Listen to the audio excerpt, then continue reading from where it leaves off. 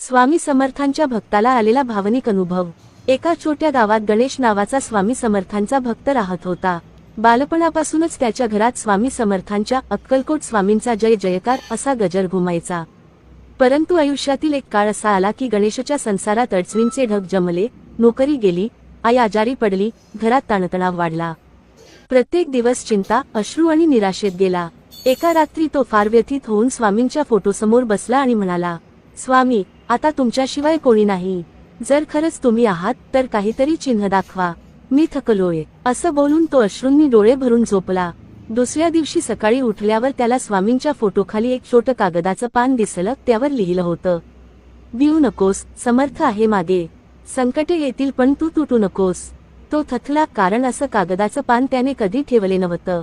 घरातील कुणालाच माहीत नव्हतं ते कुठून आलं। त्या क्षणी त्याच्या मनात खात्री निर्माण झाली, स्वामी माझ्यासोबत आहे।